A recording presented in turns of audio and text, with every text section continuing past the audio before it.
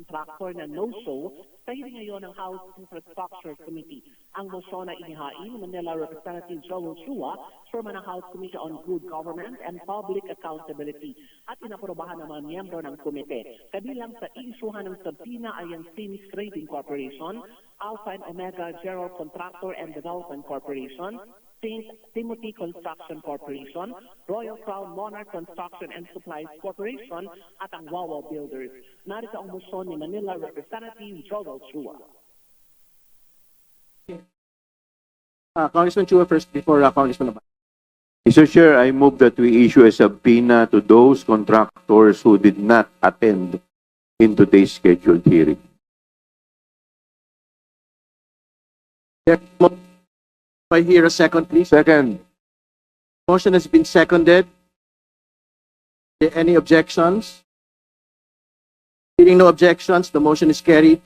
Subpoena will be issued to contractors who did not attend today's hearing.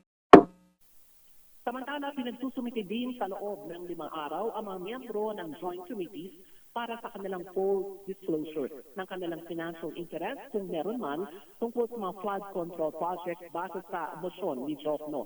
Naging mahaba ang talakayan sa pagsisimula pa lamang ng hearing. Pinagtalunan ng 3 posisyon ni na Representatives Leila de Lima ng Mamayang Liberal Party List at Shell Jokno ng Akbayan Party List. Sa punto ni De Lima, awkward na ang nag-iimbestiga ay ang mga posibleng dawit na mga mambabata sa kwestyong flood control project. Kinontra ito ni Representative Zia Alonso Adjong. Nagbilang mga mambabatas, tungkulin nila na mag-imbestiga.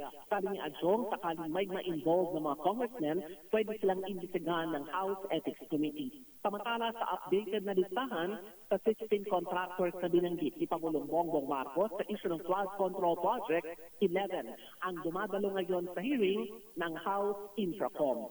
Para sa MBC TV Network News, ako si Milk Regunan, una sa Pilipinas, una sa Pilipino. Maraming salamat, Miss Milky Regunan.